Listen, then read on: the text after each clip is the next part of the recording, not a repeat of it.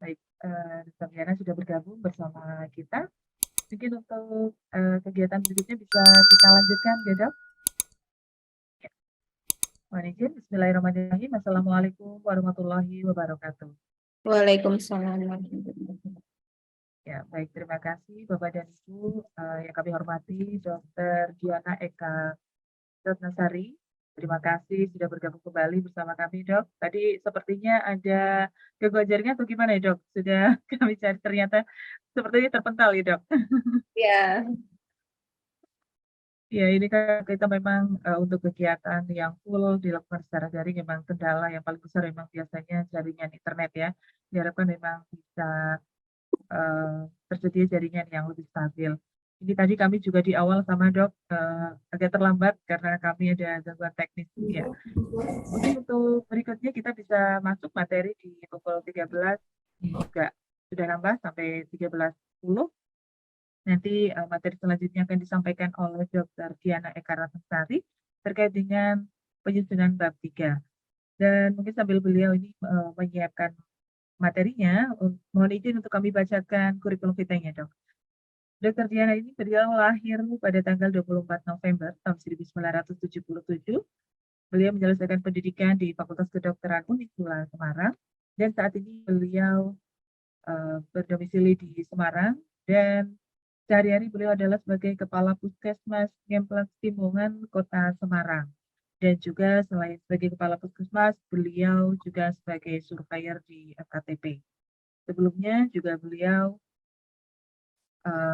bekerja sebagai dokter fungsional, pernah juga di Kabupaten Banjarnegara ya, Dok, di Puskesmas iya. Batu, di puskesmas yang dataran tinggi ya. Jadi ini memang cukup dingin di area Batur. Kemudian beliau eh, berpindah ke Kota Semarang, cukup panas ya. Dan saat ini sudah bergabung dan hadir bersama kita untuk sharing ilmu dari beliau. Semoga kegiatan hari ini berjalan lancar dan tentunya memberikan manfaat. Jadi silakan seperti di sesi yang pertama, manfaatkan waktu yang bersama Dr. Diana dengan sebaik-baiknya. Untuk sesi diskusi nanti akan kami buka di 30 menit terakhir gitu, Dok. Jadi nanti pukul Ya. 13 sampai dengan pukul 14 mungkin gitu, Dok. 14 lebih 10 karena ini kita waktunya sudah menambah sampai 10. Baik, untuk selanjutnya kami serahkan sepenuhnya kepada Dr. Diana. Monggo silakan, Dok. Ya, makasih. Assalamualaikum warahmatullahi wabarakatuh. Waalaikumsalam warahmatullahi wabarakatuh.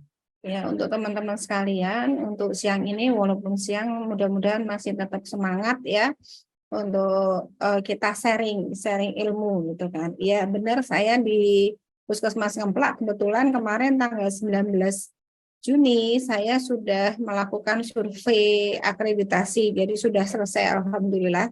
Jadi kita nanti bisa sharing-sharing ilmu, tinggal kita nunggu hasilnya saja sih untuk hasil dari puskesmas saya. Mudah-mudahan apapun itu kita sudah berusaha gitu ya. Nanti di sini kita hanya sharing aja sebagai referensi, bukan berarti apa yang kita sampaikan itu adalah yang baik, itu enggak. Monggo bisa dikembangkan sendiri oleh teman-teman semuanya. Di sini saya akan share ilmu terkait dengan 3.6 sampai 3.10 yaitu di UKP ya, bab 3. Di sini untuk 3.6 mungkin tadi sudah dijelaskan di bab 3.1 sampai bab 3.5 oleh Dr. Retno. Di sini 3.6 pemulangan dan tindak lanjut pasien. Kriteria 361. Pemulangan dan tindak lanjut pasien yang bertujuan untuk kelangsungan layanan dipandu oleh prosedur baku. Ya, di sini kita memang pokok pikiran ini sangat penting kita pahami agar kita memahami apa yang diminta dalam RDOES itu tidak keluar dari pokok pikiran. Pokok pikirannya adalah yang pertama, untuk menjamin kesinambungan pelayanan perlu ditetapkan kebijakan dan prosedur pemulangan pasien dan tindak lanjut. Jadi di sini ada SK dan SOP. Yang kedua, dokter atau dokter gigi bersama dengan tenaga kesehatan yang lain menyusun rencana pemulangan bersama dengan pasien atau keluarga pasien. Rencana pemulangan tersebut berisi instruksi dan atau dukungan yang perlu diberikan baik oleh puskesmas maupun keluarga pasien pada saat pemulangan ataupun tindak lanjut di rumah sesuai dengan hasil kajian yang dilakukan. pokok pikiran yang ketiga, pemulangan pasien dilakukan berdasarkan kriteria. Berarti nanti akan ditetapkan kriteria pemulangan pasien oleh dokter atau dokter gigi yang bertanggung jawab terhadap pasien untuk memastikan bahwa kondisi pasien layak untuk dipulangkan dan akan memperoleh tindak lanjut pelayanan sesudah dipulangkan. Misalnya pasien rawat jalan yang tidak memerlukan perawatan rawat inap, pasien rawat inap tidak lagi memerlukan perawatan rawat inap di puskesmas. Terus ada pasien yang karena kondisinya memerlukan rujukan ke FKRTL, pasien yang karena kondisinya dapat dirawat di rumah atau rumah perawatan, pasien yang menolak untuk perawatan rawat inap, pasien atau keluarga pasien yang meminta pulang atas permintaan sendiri. Jadi yang dimaksud pemulangan pasien ini bisa juga dilakukan di rawat jalan yang tidak memerlukan rawat inap. Untuk pokok pikiran yang keempat, resume pasien pulang memberikan gambaran tentang pasien selama rawat inap. Resume itu berisikan. Jadi pada waktu kita membuat form resume pasien pulang itu berisikan riwayat kesehatan, hasil pemeriksaan fisik, pemeriksaan diagnostik, indikasi pasien rawat inap, diagnosis, dan komorbiditas lain. Yang ketiga, prosedur tindakan dan terapi yang telah diberikan. Yang keempat, obat yang sudah diberikan dan obat untuk pulang. Terus yang kelima, kondisi kesehatan pasien. Dan terakhir, instruksi tindak lanjut dan penjelaskan kepada pasien termasuk nomor kontak yang dapat dihubungi dalam situasi darurat. Jadi nanti di semua pasien meliputi apa yang ada di dalam pokok pikiran. Yang kelima, informasi tentang resume pasien pulang yang diberikan kepada pasien atau keluarga pasien pada saat pemulangan atau rujukan ke fasilitas kesehatan yang lain diperlukan agar pasien atau keluarga memahami tindak lanjut yang perlu dilakukan untuk mencapai hasil pelayanan yang optimal. Yang keenam, resume medis pasien paling sedikit terdiri atas ada identitas pasien, ada diagnosis masuk dan indikasi pasien dirawat, ada ringkasan hasil pemeriksaan fisik dan penunjang, diagnosis akhir, pengobatan, dan rencana tindak lanjut pelayanan kesehatan, dan nama dan tanda tangan dokter atau dokter gigi yang memberikan pelayanan kesehatan. Yang G, resume medis yang diberikan pada pasien saat pulang dari rawat inap terdiri atas ada data umum pasien, anamnesis, pemeriksaan, terapi, dan atau anjuran. Di sini untuk RDWS-nya 3611 itu ada SK pelayanan klinis tentang kriteria pemulangan pasien gawat darurat, pasien dengan persalinan dan bayi. Terus ada SOP pemulangan dan tindak lanjut pasien, dan yang terakhir dokumen yang diminta adalah dokumen bukti berupa rekam medis pasien atau CPPT, resume pasien medis pasien pulang atau dirujuk, dan catatan tindak lanjut. Jadi yang diminta adalah regulasi dan dokumen bukti. Jadi kalau saya pesan untuk terkait dengan SK, lebih baik mengidentifikasi SK dari bab 1 sampai bab 5. Tapi di bab 1 sampai bab 5 dibutuhkan itu ya. Karena kalau misalnya masing-masing itu memenuhi SK di masing-masing EP tanpa mengidentifikasi SK atau SOP, bisa aja terjadi sebenarnya itu satu SK tapi isinya akan berbeda. Ini contoh SK tentang pelayanan klinis, di mana di sini memuat kriteria pemulangan pasien. Ya, di sini ada SOP pemulangan pasien dan tindak lanjut pasien. Jadi minta tolong untuk SOP-nya itu lebih baik sebelum penilaian diteliti. Mungkin kita kopas atau dan sebagainya itu nama puskesmas lain itu jangan sampai masih ada. Di sini resume klinis pasien rujukan. Ini adalah contoh ya. Contoh bukan berarti bahwa ini harus seperti ini, tidak. Teman-teman boleh mengembangkan sendiri. Ini yang resume ini yang saya gunakan di puskesmas saya. Jadi ada resume klinis pasien rujukan, ada resume medis, ini masih resume medis. Seperti halnya yang di dalam pokok pikiran. Ada identitas, pemeriksaan fisik, diagnosis, tindakan yang telah dilakukan, terapi yang diberikan, alasan merujuk, ya.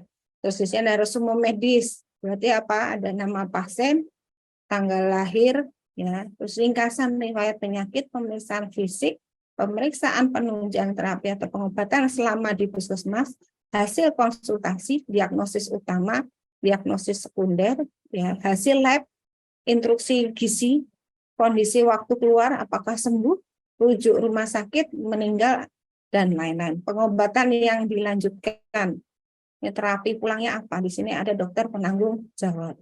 Ya. Di sini adalah contoh rekam medis, karena kalau di Semarang itu kita memakai RME, ya. Jadi bentuknya adalah seperti ini. Di sini ada asuhan keperawatan dan sebagainya.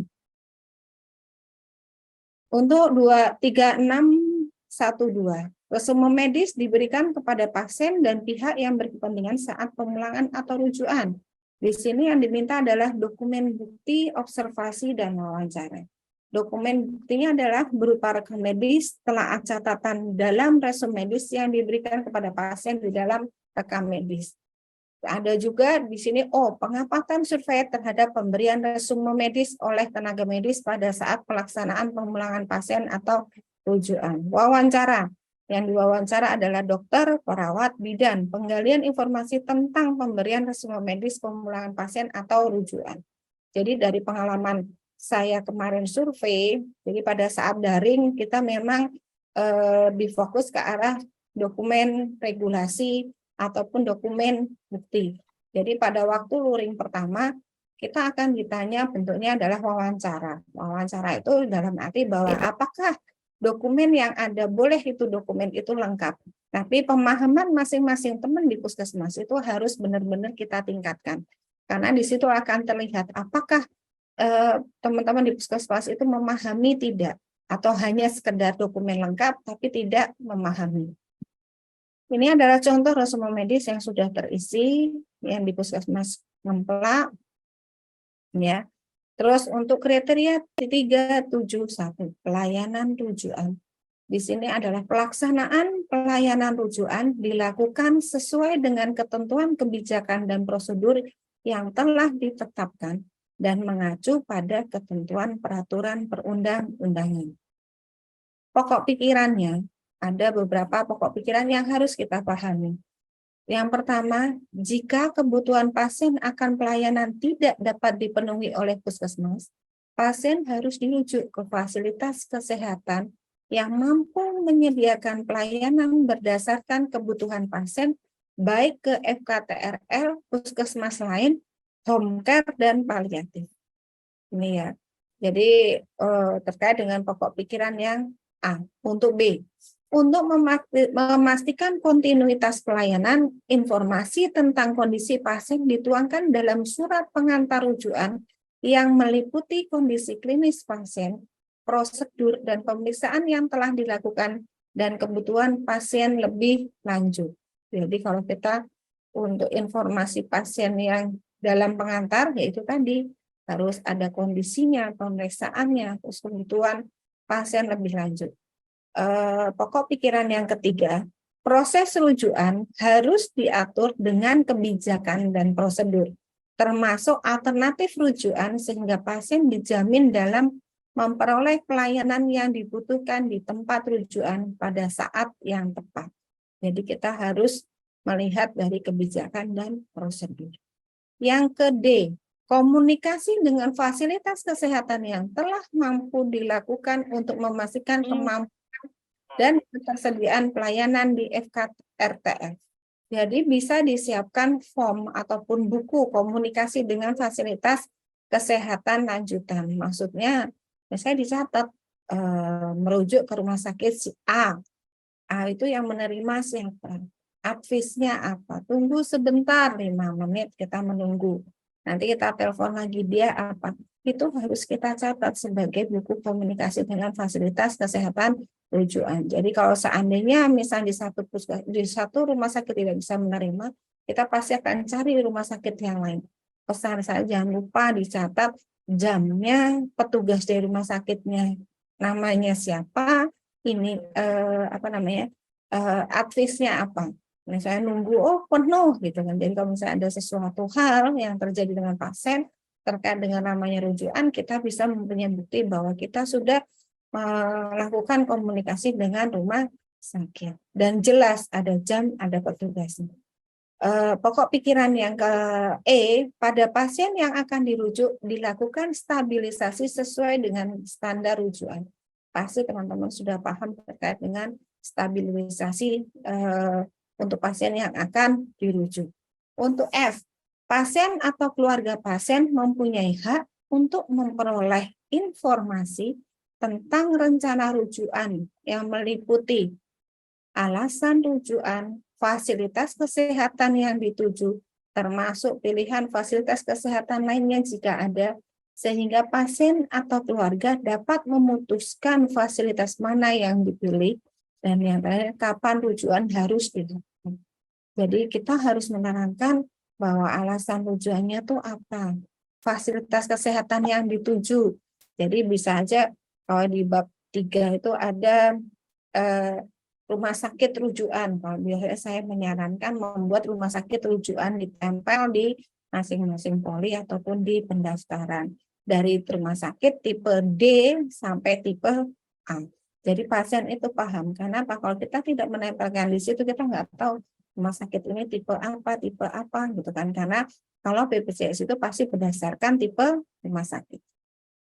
Untuk pokok pikiran yang G, jika pasien perlu dirujuk ke fasilitas kesehatan yang lain, wajib diupayakan proses rujukan berjalan sesuai dengan kebutuhan dan pilihan pasien agar pasien memperoleh kepastian mendapat pelayanan sesuai dengan kebutuhan dan pilihan tersebut dengan konsekuensinya. Ya. Jadi di sini harus sesuai dengan kebutuhan dan pilihan pasien. Kadang kalau misalnya kita memilihkan, ya kita pertama memberikan suatu alternatif kalau rumah sakit ini apa. Karena apa, sugesti pasien itu pasti juga akan berpengaruh. Biasa dia di A, kita minta ini. Tapi kita memang harus menjelaskan bahwa oh kita sudah mencarikan untuk ruangan di sini nggak ada Bu, ya, Bapak atau Ibu mau kemana gitu ya. Jadi adalah sesuai kebutuhan dan pilihan pasien itu lebih baik. Yang H, dilakukan identifikasi kebutuhan dan pilihan pasien, misalnya kebutuhan transportasi, petugas yang kompeten yang mendampingi, sarana medis, dan keluarga yang menemani, termasuk pilihan fasilitas kesehatan rujukan selama proses rujukan. Jadi minta tolong ini kebutuhan transportasinya naik apa, mau naik ambulan atau bagaimana, petugas yang mendampingi siapa, harus petugas yang kompeten. Pokok pikiran I, selama proses rujukan pasien secara langsung, pemberi asuhan yang kompeten terus memantau kondisi pasien dan fasilitas kesehatan penerima rujukan, menerima resume tertulis mengenai kondisi klinis pasien dan tindakan yang telah dilakukan. Jadi kalau secara harus memantau kondisi, ya berarti memantau kondisi pasien selama perjalanan. Untuk yang J, pada saat serah terima di tempat rujukan, petugas yang mendampingi pasien memberikan informasi secara lengkap SBAR tentang kondisi pasien kepada petugas penerima transfer pasien. Jadi di sini ada komunikasi efektif seperti SKP ya, komunikasi efektif SKP yang kedua. Jadi di sini ada SBAR. Untuk 3711 RDOWS-nya, pasien atau keluarga pasien memperoleh informasi rujukan dan memberi persetujuan untuk dilakukan rujukan berdasarkan kebutuhan pasien dan kriteria rujukan untuk menjamin kelangsungan pelayanan ke fasilitas kesehatan yang lain. Di sini yang diminta adalah surat persetujuan rujukan, informed consent. Mungkin tadi juga ada informed consent yang sudah dijelaskan oleh Dr. Retno, itu boleh dipakai. Terus yang ketiga adalah wawancara pasien atau keluarga pasien, penggalian informasi tentang pelayanan rujukan dan persetujuan untuk dilakukan rujukan. Jika ada kasus rujukan, ini akan ada wawancara. Jadi dengan model hibrid 1 luring, 1 daring 2 luring, sebenarnya pada waktu daring itu adalah surveyor bisa mempelajari dokumen. Setelah itu datang baru kita telusur gitu ya. Ini contoh inform consent, baik itu rujukan ataupun bentuk bukan rujukan. Ya. Ada inform itu adalah informasi. Informasi itu ya apa? Apa saja yang ada diagnosis, ada tindakan medis, ada indikasi tindakan gitu kan. Ini harus ditaraf atau bagaimana. Terus yang di belakangnya adalah consent, persetujuan atau penolakan tindakan medis ya. Jadi ini tadi untuk formnya bisa bolak-balik, depannya yang inform, ininya adalah consent, karena kebanyakan itu kalau kita melihat itu yang dibuat adalah consent, berarti bukan inform consent. Karena kalau inform consent itu adalah informasi dan consent. 3712. Dilakukan komunikasi dengan fasilitas kesehatan yang menjadi tujuan rujukan dan dilakukan tindakan stabilisasi terlebih dahulu kepada pasien sebelum dirujuk sesuai kondisi pasien, indikasi medis, dan kemampuan dan kewenangan yang dimiliki agar keselamatan pasien selama pelaksanaan rujukan dapat terjamin. Di sini dokumen buktinya kebanyakan adalah dokumen bukti semua. Bukti komunikasi efektif, SBAR TBK dengan fasilitas kesehatan rujukan, berarti dengan rumah sakit pada waktu kita merujuk ke rumah sakit. Telaah rekam medis. Yang dilihat apa? Di dalam rekam medis ada catatan stabilisasi pasien sebelum dirujuk ke FKTRL. Yang ketiga, checklist persiapan pasien rujukan. Dan yang terakhir, ini wawancara petugas yang memberikan rujukan, penggalian informasi tentang pelaksanaan komunikasi dengan fasilitas kesehatan yang menjadi tujuan rujukan dan pelaksanaan monitoring atau stabilisasi pasien. Jadi pada waktu survei harapannya adalah semuanya ikut menjawab secara bergantian, jangan hanya PJ UKP kalau di bab 3 ya. Jadi misalnya yang bagian rujukan siapa nih? Dia menceritakan. Jadi PJ UKP itu sifatnya adalah bukan sebagai yang menjawab semua. Kalau PJ UKP-nya menjawab semua, pasti akan diketahui bahwa pemahamannya belum kepada semua yang ada di puskesmas. Jadi paling tidak mendampingi PJ-nya juga ikut menjawab. Itu akan lebih baik penilaiannya. Di sini ada form komunikasi dengan vaskes rujukan, ada nomor, tanggal lahir, nomor medis, nama pasien, usia, diagnosis, rumah sakit tujuan, waktu telepon, petugas pelaksana, penerima telepon siapa, setuju atau tidak. Di sini ada checklist persiapan pasien rujukan. Ini adalah rekam medis yang ada dirujuk ke RSWB dengan kejang gitu ya. Ini RME kan. Ini formulir SBAR. Nanti dibuat lembar monitoring selama rujukan. Ini adalah form. Teman-teman jangan sekali lagi saya tekankan bahwa di sini adalah sebagai referensi saja ya. Sebenarnya terkait dengan form apapun itu yang penting adalah teman-teman bisa menjawab dan bisa menerangkan yang dimaksud dengan form, bagaimana proses kita mengisi form. 3713. Dilakukan serah terima pasien yang disertai dengan informasi yang lengkap meliputi situation, background assessment, recommendation, SBAR kepada petugas. Di sini juga yang diminta adalah dokumen bukti. Dokumen buktinya apa saja? Ke semua pasien. Bukti serah terima pasien yang dilengkapi dengan SBAR, stempel FKTRL, serta nama petugas yang menerima rujukan. Kadang kan kita kalau merujuk, ya sudahlah, tidak ada stempel dan sebagainya. Jadi minta tolong teman-teman kalau pernah merujuk, diinikan kayak kemarin kita juga di puskesmas, kita lupa minta stempel, akhirnya kita susulkan minta stempel. Surat rujukan dan form monitoring selama rujukan. Wawancara petugas yang memberikan rujukan yang akan diwawancara. Ini bagaimana proses serah terima pasien termasuk kelengkapan SBAR. Ini resume tadi. Ini SBAR. Contoh ya. Terus di sini dengan menghadapkan pasien, hasil pemeriksaan dan sebagainya. Gambar monitoring selama rujukan ya. 372. Pelayanan rujukan dilakukan tindak lanjut terhadap rujukan balik dari FKTRL. Pokok pikirannya adalah yang A, Untuk menjamin kesinambungan pelayanan pada pasien yang dirujuk balik dari FKTRL, dilaksanakan tindak lanjut sesuai dengan umpan balik rujukan dan hasilnya dicatat dalam rekam medis. Jadi minta tolong untuk teman-teman yang mendapatkan rujukan balik, jawaban rujukan lah ya istilahnya. Mungkin awalnya tidak dikumpulkan, maksudnya tinggal diserahkan aja, sebaiknya tetap masuk di pendaftaran, terus nanti ditulis di dalam rekam medis, ya kan? Karena apa? Hasil dari yang kita rujuk harus dicatat dalam rekam medis.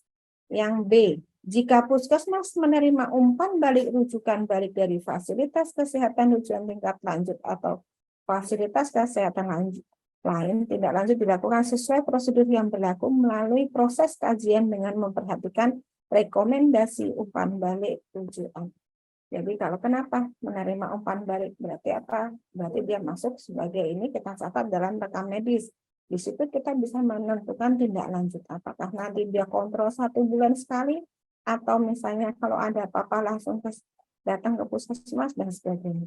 Untuk pokok pikiran C, dalam pelaksanaan rujuk balik harus dilakukan pemantauan, monitoring, dan dokumentasi pelaksanaan rujuk balik. Itu tadi pokok pikirannya hanya 3. 3721. Dokter atau dokter gigi penanggung jawab pelayanan melakukan kajian ulang kondisi medis sebelum menindaklanjuti umpan balik dari FKRTL sesuai dengan kebijakan dan prosedur yang ditetapkan. Di sini dokumen butuhnya ada SK, ada SOP rujuk balik, ada SP kajian ulang kondisi pasien rujuk balik FKTRL dan tindak lanjut. Telaah rekam medis atau CPPT yang berisikan kajian ulang oleh dokter atau dokter gigi tentang kondisi pasien program rujuk balik. Surat rujuk balik dari rumah sakit. Berarti ini bisa disiapkan contohnya, ya. Pengamatan survei terhadap pelaksanaan pengajian ulang pasien, kajian ulang kondisi pasien program rujuk balik.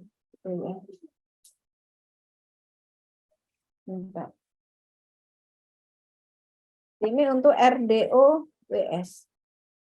Ini contoh rujuk balik di Puskesmas Kemplak Simongan, SK. Di sini ada SOP, terus ada tindak lanjut terhadap rujukan balik, SOP juga. Di sini ada kajian ulang, contoh kajian ulang. Kalau kajian ulang itu bukan seperti kajian awal, lebih ringkas daripada kajian awal. Surat rujuk balik, rumah sakit William Booth. Saya kan tidak ini ya, nggak lengkap. Tulisan juga kadang-kadang terbaca, kadang-kadang tidak. 3722. Dokter atau dokter gigi penanggung jawab pelayanan melakukan tindak lanjut terhadap rekomendasi umpan balik rujukan sesuai dengan kebijakan dan prosedur yang ditetapkan. Di sini yang diminta adalah dokumen bukti, observasi, dan wawancara. Dokumen buktinya apa? Telaah rekam medis atau CPPT tentang tindak lanjut rekomendasi umpan balik rujukan. Terus yang kedua, pengamatan survei terhadap pelaksanaan tindak lanjut terhadap rekomendasi umpan balik rujukan. Ini observasi ya. Terus wawancaranya, dokter atau dokter gigi penanggung jawab atau DPJP ini akan menggali informasi tentang tindak lanjut terhadap rekomendasi umpan balik rujukan. Ini 3722. Maaf, izin apa namanya? Apa sih?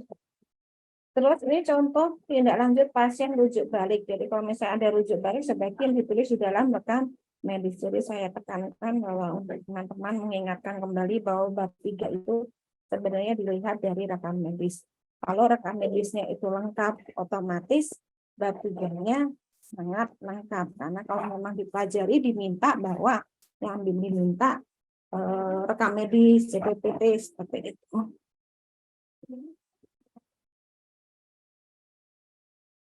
3723, pemantauan dalam proses rujukan balik yang harus dicatat dalam formulir pemantauan. Di sini yang diminta adalah dokumen hasil pelaksanaan monitoring proses rujukan balik dalam CPPT.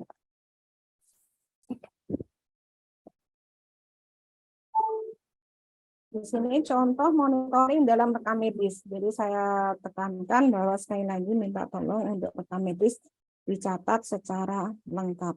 Karena sayang sekali kalau misalnya tidak lengkap akan mempengaruhi nilai dalam bab 3. Jadi tolong misalnya mau maju kapan, kalau kita di Semarang kemarin itu ya udah ada pemantauan lengkap atau tidaknya. Karena kita takutnya kalau di tengah-tengah ada yang nggak lengkap. Gitu ya. Jadi rekam medisnya harus lengkap.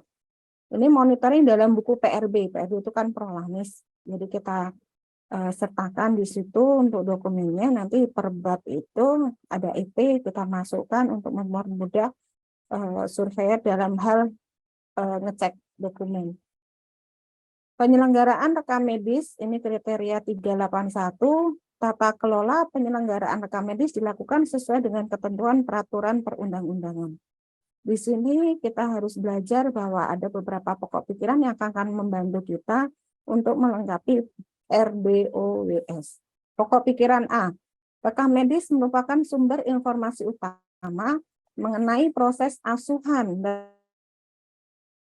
dan menjadi media komunikasi yang penting agar informasi ini berguna dan mendukung asuhan pasien secara berkelanjutan. Rekam medis harus tersedia selama asuhan pasien dan setiap saat dibutuhkan, serta dijaga untuk selalu mencatat perkembangan terkini dari kondisi pasien. Jadi kalau misalnya RME, memakai RME, apakah RME itu sudah lengkap atau belum? Kadang kalau di Semarang ini memang ada beberapa hal yang belum ada di RME, jadi kita harus memenuhinya secara manual. Contoh, kajian awal di RME Kota Semarang belum ada di dalam RME. Jadi kita tetap membuat form RME. Boleh juga dimasukkan ke dalam Simpus, tapi nanti akan banyak, jadinya akan penuh ya. Jadi kalau kita di Semarang memakai form kajian ulang, nanti ada inform konsen itu keluar RME. Karena apa? Kita pengen rekam medis itu adalah merupakan perjalanan cerita, perjalanan penyakit pasien pada saat dia datang pertama kali, datang lagi, seperti itu. Yang ke B, rekam medis sesuai dengan ketentuan peraturan perundang-undangan dapat berbentuk manual atau elektronik. Rekam medis adalah berkas yang berisikan catatan dan dokumen tentang identitas pasien, pemeriksaan, pengobatan, tindakan, dan pelayanan lain yang telah diberikan kepada pasien. Rekam medis harus dibuat secara tertulis, lengkap, jelas, atau secara elektronik. Keuntungannya kalau dengan elektronik pasti akan terbaca. Tapi kalau pakai manual, biasanya tulisan dokter itu kan bisa nggak jelas. Gitu. Kadang-kadang kalau kita konfirmasi ke dokter lagi, pasti ada yang, aduh apa ya gitu kan Pak. Jadi lupa dengan tulisannya sendiri karena mungkin diseret atau bagaimana. Sebenarnya dengan adanya RME ini bagus, tapi ya itu tadi harus lengkap. Jadi kalau memang sudah memakai RME, tolong yang tidak ada di dalam RME dilengkapi dengan manual.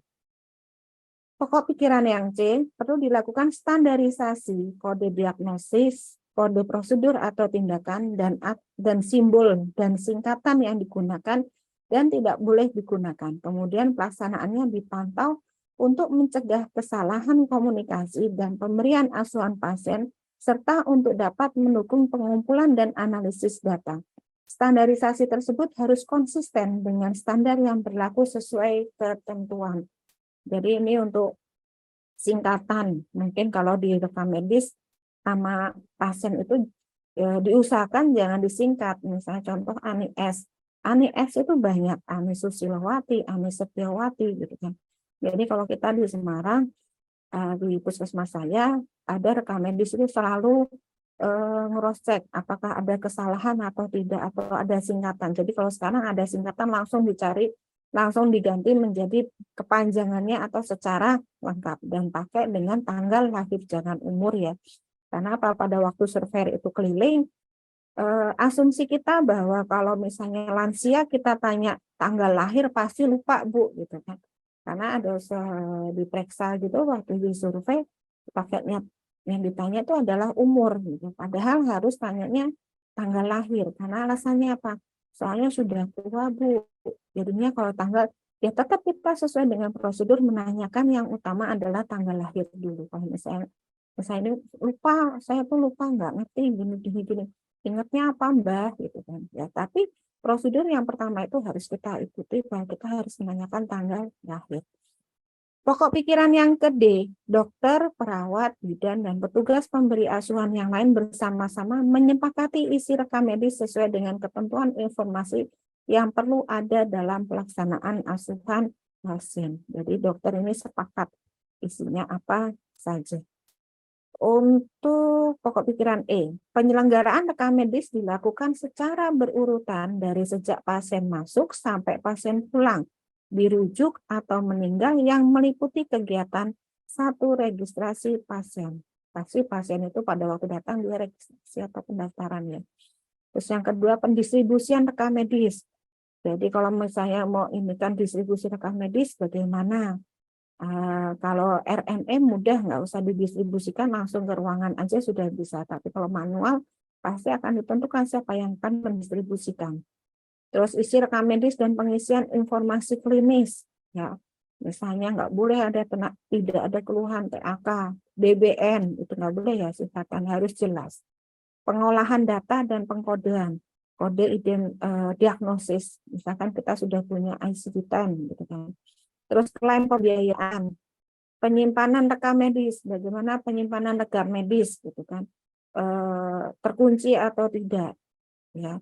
Memang kalau misalnya nanti pada waktu survei paling tidak ada komunikasi antara kepala puskesmas dengan teman-teman di puskesmas bahwa oh hari ini mau ada survei nih, surveyornya namanya siapa, kalau bisa cari di Google wajahnya, nanti diumumkan karena ada suatu kejadian ada yang survei gitu kan. Sebenarnya kalau rekam medis itu dia memang menjalankan tugasnya bahwa tidak bisa siapapun masuk gitu. Jadi survei masuk petugas rekam medisnya bilang nggak boleh, harus bilang kepala puskesmas dulu gitu kan. Ya sebenarnya dia menjalankan tugasnya. Tapi kan harusnya akan ketahuan bahwa oh tidak ada koordinasi bahwa mau ada survei, otomatis akan diperbolehkan akses untuk surveyor melihat rekam medis. Penjaminan mutu dari rekam medisnya. Pelepasan informasi kesehatan. Kalau misalnya ada yang butuh pemusnahan rekam medis, berarti apa retensinya setelah berapa tahun. Untuk pokok pikiran F, efek obat, efek samping obat, kejadian alergi didokumentasikan dalam rekam medis. Jadi dalam rekam medis itu biasanya teman-teman pasti tahu SOAP gitu kan. Nah, ini ada juga efek samping obat, di sini diminta didokumentasikan dalam rekam medis. Berarti kalau di kita tambahannya adalah edukasi. Selain dengan SOAP juga ada edukasi, ada efek samping obat. Jadi kalau misalnya nanti di RME bagus lagi, biar teman-teman nggak usah ngetik lagi. Contoh, oh edukasi misalnya diagnosanya hipertensi. Berarti edukasinya apa? Kurangi garam, istirahat cukup gitu kan. Begitu kita mengeklik I10 ya, itu nanti muncul edukasinya. Efek samping obat, kalau RME enak lagi kalau misalnya kita menulis misalnya amoxicillin, efek sampingnya apa?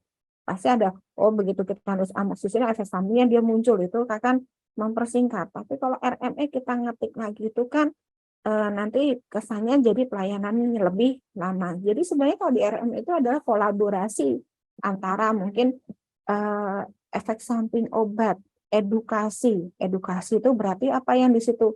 Bisa aja yang memberikan edukasi apa saja di situ, bagian promkes atau apa yang masukkan ke situ. Efek samping obat berarti farmasi juga bisa memasukkan. Jadi semua profesi bisa bekerja sama dalam RME. G. Jika dijumpai adanya riwayat alergi obat, riwayat alergi tersebut harus didokumentasikan sebagai informasi klinis dalam rekam medis. Berarti kalau misalnya ada alergi di kajian awal itu kan ada. Apakah dia punya alergi obat dan sebagainya, itu harus ditulis. Jangan sampai sudah ditulis tapi lupa, nggak baca atau bagaimana. Gitu ya. Untuk H. Rekam medis diisi oleh setiap dokter, dokter gigi, dan atau tenaga kesehatan yang melaksanakan pelayanan kesehatan perseorangan. Ya, berarti ini petugasnya semuanya mengisi ya dokter dan sebagainya. Untuk apabila terdapat lebih dari satu tenaga dokter, dokter gigi dan atau tenaga kesehatan dalam satu fasilitas kesehatan, rekam medis dibuat secara terintegrasi.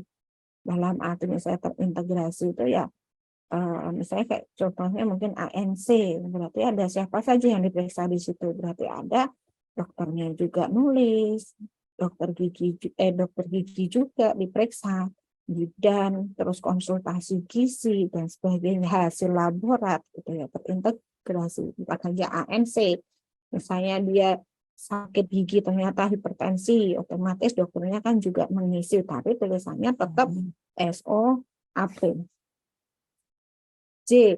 Setiap catatan dalam rekam medis harus lengkap dan jelas dengan mencantumkan nama, waktu, tanda tangan dokter, dokter gigi, dan atau tenaga kesehatan yang memberikan pelayanan secara berurutan sesuai dengan waktu pelayanan. Pokok pikiran K, dalam hal terjadi kesalahan dalam pencatatan rekam medis, dokter, dokter gigi, dan atau tenaga kesehatan lain dapat melakukan koreksi dengan cara mencoret satu garis tanpa menghilangkan catatan yang dibetulkan, lalu memberi paraf dan tanggal. Dalam hal diperlukan penambahan kata atau kalimat, diperlukan paraf dan tanggal. Jadi kalau misalnya ada koreksi, yaitu cara mencoret satu garis, ya, itu sama paraf. Kan kita kalau di bank juga gitu kan, kalau misalnya ini ada kesalahan dikit kita harus paraf. Begitu juga dalam rekam medis. L. Rekam medis rawat jalan paling sedikit berisi identitas pasien, tanggal dan waktu, hasil anamnesis mencakup sekurang-kurangnya keluhan dan riwayat penyakit, terus penyakit, hasil pemeriksaan fisik dan penunjang medik, berarti ada SOAP ya, diagnosis, rencana penata laksanaan, pengobatan dan atau tindakan, pelayanan lain yang telah diberikan kepada pasien, persetujuan atau penolakan tindakan jika diperlukan. Untuk pasien kasus gigi dilengkapi dengan odontogram klinik dan nama dan tanda tangan dokter, dokter gigi, dan atau tenaga kesehatan yang memberi pelayanan kesehatan. Tanda tangan dan nama. Ya, kadang kalau di tanda tangan lupa. Ini tanda tangannya siapa ya, punya dokter siapa. Untuk pokok pikiran M. Rekam medis pasien rawat inap sekurang-kurangnya. Ini untuk rawat inap. Identitas pasien, tanggal dan waktu, hasil anamnesis mencakup sekurang-kurangnya keluhan dan riwayat pasien, hasil pemeriksaan fisik dan penunjang medik, diagnosis, rencana penata laksanaan, pengobatan dan atau tindakan, persetujuan tindakan jika diperlukan, catatan observasi klinis dan hasil pengobatan, ringkasan pulang, disaster summary, nama dan tanda tangan dokter, dokter gigi, dan atau tenaga kesehatan yang memberikan pelayanan kesehatan, pelayanan lain yang telah dilakukan oleh tenaga kesehatan tertentu. Untuk pasien kasus gigi sama, harus dilengkapi dengan odontogram, nama dan tanda tangan dokter, dokter gigi, atau tenaga kesehatan tertentu yang memberi pelayanan kesehatan. Untuk pokok pikiran N, rekam medis untuk pasien gawat darurat. Jadi kalau tadi ada rawat jalan, ada rawat inap, sekarang untuk gawat darurat. Sebenarnya intinya sama. Ada identitas pasien, kondisi saat pasien tiba. Dengan kondisi tiba di sarana pelayanan kesehatan, identitas pengantar pasien, tanggal dan waktu, hasil anamnesis mencakup sekurang-kurangnya keluhan dan riwayat penyakit, hasil pemeriksaan fisik, diagnosis, rencana penata laksanaan, pengobatan dan atau tindakan, ringkasan kondisi pasien sebelum meninggalkan pelayanan di unit gawat darurat dan rencana tindak lanjut, nama dan tanda tangan dokter, dokter gigi dan atau tenaga kesehatan yang memberikan pelayanan kesehatan, sarana transportasi yang digunakan bagi pasien yang akan dipindahkan ke sarana pelayanan kesehatan lain dan pelayanan lain yang telah diberikan kepada pasien. Ada PO. Puskesmas menetapkan dan melaksanakan kebijakan penyimpanan berkas rekam medis dan data serta informasi lainnya. Jangka waktu penyimpanan rekam medis, data, dan informasi lainnya terkait pasien sesuai dengan peraturan perundang-undangan yang berlaku guna mendukung asuhan pasien, manajemen dokumentasi yang sah secara hukum, pendidikan, dan penelitian. Untuk P, kebijakan tentang penyimpanan atau retensi rekam medis konsisten dengan rahasia, kerahasiaan, dan keamanan informasi tersebut. Berkas rekam medis, data, dan informasi dapat dimusnahkan setelah melampaui periode waktu penyimpanan sesuai dengan peraturan perundang-undangan kecuali ringkasan pulang dan persetujuan tindakan medis. Di sini untuk RDUS-nya. Penyelenggaraan rekam medis dilakukan secara berurutan dari sejak pasien masuk sampai pasien pulang. Makanya saya mengatakan bahwa lengkapilah penulisan rekam medis dan kawallah terus di petugas rekam medis selalu ngecek kelengkapannya. Kalau tidak lengkap, kembalikan lagi ke pelayanan kesehatan, baik itu dokter bidan yang menulis di rekam medis. Kalau sudah lengkap baru dikembalikan. Meliputi registrasi, pendistribusian rekam medis, isi rekam medis dan pengisian informasi klinis, pengolahan data dan pengkodean, klaim pembiayaan, penyimpanan rekam medis, penjaminan mutu, pelepasan informasi kesehatan, pemusnahan rekam medis, dan termasuk riwayat alergi obat dilakukan sesuai dengan kebijakan dan prosedur yang ditetapkan. EP-nya apa saja? Dokumennya yang diminta adalah ada regulasi. Regulasinya apa? SK penyelenggaraan rekam medis, SK tentang akses rekam medis. Ini dulu ada ya, waktu kita akreditasi pertama itu ada. SOP pelayanan rekam medis, SOP pengisian rekam medis, kelengkapan rekam medis ini dokumen bukti, singkatan yang boleh dan tidak boleh dipakai dalam rekam medis, penulisan riwayat alergi pasien pada rekam medis, berita acara pemusnahan rekam medis sesuai ketentuan peraturan perundangan, pengamatan survei terhadap penyelenggaraan rekam medis di puskesmas. Petugas ini wawancaranya petugas rekam medis yang diwawancarai terkait dengan penyelenggaraan, pendistribusian, pengolahan data dan pengkodean dan penyimpanan serta pemusnahan rekam medis. Ini adalah contoh penyelenggaraan rekam medis dan pengelolaan rekam medis, SK. Ada SK akses terhadap rekam medis, ada SOP pelayanan rekam medis, ada SOP pengisian rekam medis elektronik karena kita memakai rekam medis elektronik. Ini form checklist kelengkapan. Jadi kita teman-teman di puskesmas itu menceklis kelengkapannya. Kadang kalau sudah enggak itu kan harus dikembalikan. Kalau dulu kita RME petugas rekam medis tidak pernah menyentuh rekam medis lagi, gitu kan. Jadi akhirnya rekam medisnya nggak pernah dibuka, berdebu dan sebagainya. Tapi karena memang ternyata masih banyak kekurangan di dalam RME, kita buka lagi. Jadi teman-teman di masing-masing ruangan akan mengembalikan form-form yang manual ke rekam medis. Di situ jadi tugas rekam medis kalau malam itu laporan ke saya. Misalnya Bu, yang hari ini yang sudah kembali form-form yang ada di Poli, ini. Kalau misalnya ada yang belum, nanti kita ingatkan besok untuk mengumpulkan. Kadang-kadang atau semakin ke sini ya memang laporannya Bu, semua sudah kembali. Tadinya kalau nggak dilaporkan seperti itu, pasti tetap ada yang tidak kembali. Akhirnya tugasnya rekam medis akan numpuk-numpuk dan terbengkalai. Ya. Terus akhirnya saya bilang, ya sudah sekarang setiap malam harus ada laporan Poli mana yang tidak mengumpulkan kembali ke rekam medis yang akan dimasuk ke petugas rekam medis yang akan dimasukkan dalam rekam medis.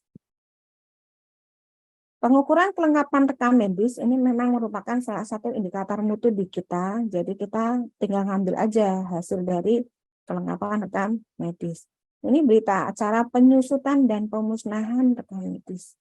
Di sini ada PJKP, ada kepala puskesmas ya, untuk pemusnahannya. Ini memang kita tadinya di sini nggak ada nggak pernah dibuka, nggak pernah ini, akhirnya kita bersihkan, kita ini lagi, bahkan kita sudah punya RME tapi kita masih nyetak kayak map gitu kan, karena apa? Memang untuk melengkapi yang tidak ada dalam RME. 3812. Rekam medis diisi secara lengkap dan dengan tulisan yang terbaca serta harus dibubuhi nama, waktu, dan tanda tangan dokter gigi dan atau tenaga kesehatan yang melaksanakan pelayanan kesehatan perseorangan. Apabila ada kesalahan dalam melakukan pencatatan di rekam medis, dilakukan koreksi sesuai dengan ketentuan peraturan perundangan. Jadi digaris lurus ya, terus diparah. Ini yang diminta adalah telaah rekam medis. Terus juga pengamatan survei terhadap pengisian rekam medis. Mungkin akan diamati ke poli ya. Jadi sebenarnya kalau sekarang ini untuk sistem penilaian sekarang, surveyor itu bisa langsung dalam satu poli, itu dia akan melihat misalnya dari segi admin, apakah uraian tugasnya, apakah ada dia waktu ini orientasi atau tidak, sarana prasarananya bagaimana, terus dia melakukan penulisan rekam medis bagaimana. Nah, itu dalam satu tempat aja kita bisa mengetahui semua yang ada di PP. Jadi saya tekankan lagi bahwa untuk surveyor UKP bukan hanya bab 3 dan 5 ya, ada di bab 1, ada juga di bab 4.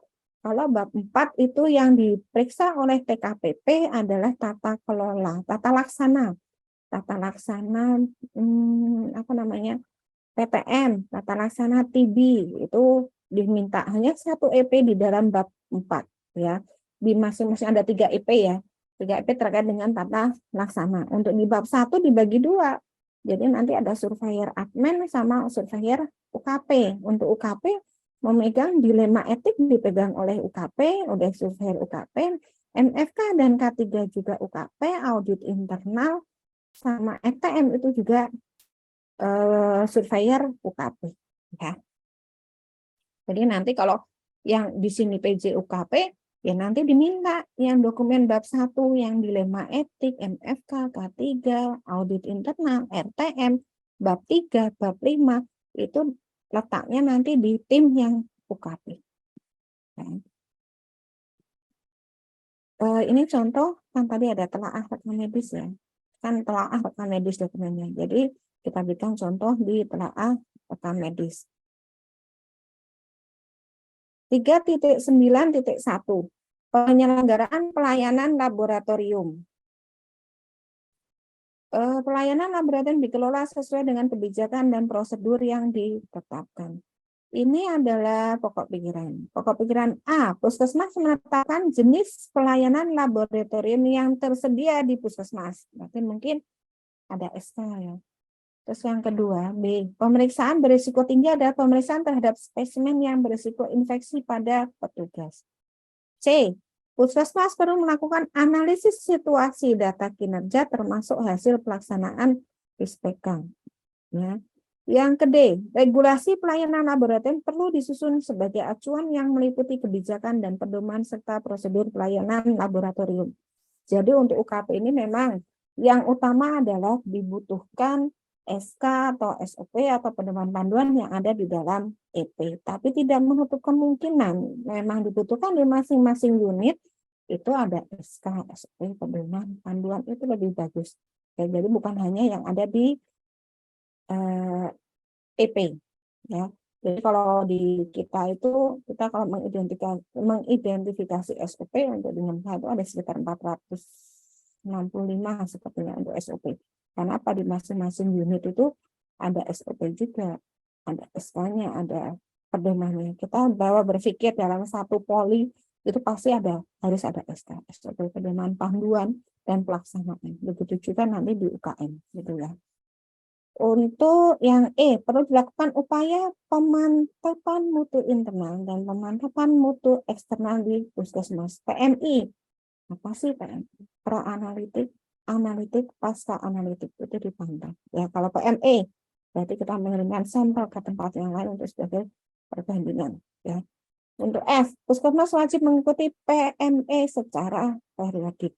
G, jika pemeriksaan laboratorium tidak dapat dilakukan oleh Puskesmas, Karena keterbatasan kemampuan dapat dilakukan rujukan pemeriksaan lab dengan prosedur yang jelas. Jadi bisa kita ngasih rujukan ke laboratorium, baik itu laboratorium mungkin labkes atau swasta gitu ya. Untuk tetapkan jangka, tapi kalau misalnya swasta kan berbayar, kita harus hati-hati menerangkan ke pasien biar tidak komplain gitu ya. Tetapkan jangka waktu yang dibutuhkan untuk melaporkan hasil tes laboratorium. Jadi harus misalnya jangka waktunya ini misalnya kan sendiri-sendiri. Misalnya pemeriksaan ini berapa menit, ini targetnya berapa menit gitu ya. Jangan dipukul rata semuanya tuh sama harus selesai berapa menit, itu kan nggak bisa. Terus hasil pemeriksaan yang segera diberikan perhatian khusus. J, identifikasi dan tetapkan reagensia dan bahan-bahan yang selalu harus ada.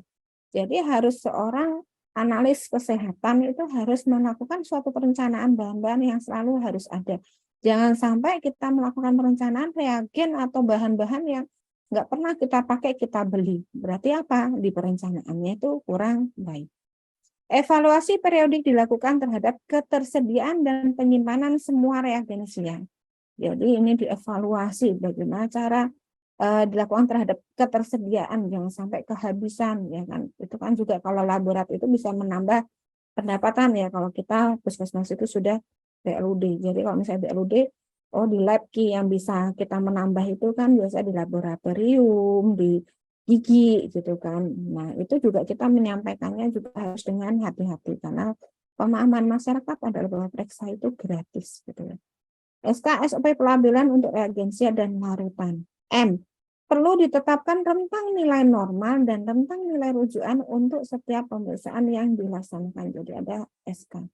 Nilai normal dan rentang nilai rujukan harus tercantum dalam catatan klinis. Jadi kalau hasil laboratorium itu ada rentang nilai rujukan. Nah. Jika pemeriksaan dilaksanakan oleh lab luar, laporan hasil pemeriksaan harus dilengkapi dengan rentang nilai. Tapi biasanya kalau di luar kan ada ya rentang nilai normalnya. Untuk P, ada prosedur rujukan spesimen dan pasien jika pemeriksaan laboratorium tidak dapat dilakukan di puskesmas. 3911. Kepala puskesmas menetapkan nilai normal, rentang nilai rujukan untuk setiap jenis pemeriksaan yang disediakan dan nilai kritis pemeriksaan lab. Jadi ada SK jenis lab pasti teman punya. Kan kalau kayak gini biasanya kalau di lab ini nilainya 10 tuh mudah lah. SK jenis pelayanan 10. SK rentang nilai normal laboratorium. Kalau ada pasti ada ini 10. SK tentang nilai kritis laboratorium 10. SOP pelayanan lab dan pengelolaan limbah, ya kan? Ini 10. Ya kalau SK regulasi itu bisa direvisi, ya kan? Ya jadi teman-teman tuh nggak usah terlalu ini, misalnya SK ini nggak sempurna atau apa gitu kan. Kadang-kadang kan kita juga untuk apa ya, pasti ada yang keliru tuh pasti ya, nggak ada yang sempurna. Tapi kalau SK pedoman SOP itu hal yang bisa direvisi. Seandainya revisinya cuma sedikit aja, kita sekarang ini untuk regulasi bisa kita nilaikan menjadi 10. Beda kalau telusur. Jadi kalau di saya di puskesmas untuk SK ini ada yang bertanggung jawab di SK gitu kan. Nanti di SOP nanti semuanya kembali ke kepala puskesmas, kita yang jadi planning apa ya, ngecek terakhir gitu kan, ngecek terakhir ini yang gimana, ini gimana. Yang lainnya fokus di dokumen telusur karena dokumen telusur itu tidak bisa diubah pada saat penilaian akreditasi. Ya, ini SK pelayanan lab. Contoh itu bukan berarti ini ya merasa ini benar. Nah, kalau teman-teman melihat bahwa dulu di SK kok di tempatnya Semarang ada menetapkan kosong, biasanya kan ada menetapkan keputusan kepala puskesmas ini tentang gitu ya. Jadi disesuaikan dengan tata naskah yang dimiliki oleh Bapak Ibu sekalian di puskesmas. Tapi kalau di Kota Semarang tata naskah dinas kita sesuai dengan tata naskah di Pemkot itu dimenetapkan itu kosong. Jadi sebelum melihat itu adalah melihat kok kayak gini ya beda sama yang lain ya. Itu dilihat lagi tata naskahnya. Enggak apa-apa, utarakan aja sama surveyornya. Kalau sudah ada tata naskah, surveyor tidak bisa ini salah gitu, enggak bisa. Nilai ambang kritis, ini juga ada SK-nya. Ada SOP ya. ada SOP, misalnya berlakunya, monggo kalau misalnya berlaku, kalau saya sih biasanya kalau berlaku kan instrumen puskesmas itu keluar bulan Maret apa Februari ya, sekitar Februari Maret gitu kan. Kalau saya akhirnya SK itu ya sudahlah, kita ini kan setelah akreditasinya keluar gitu kan, PMK-nya.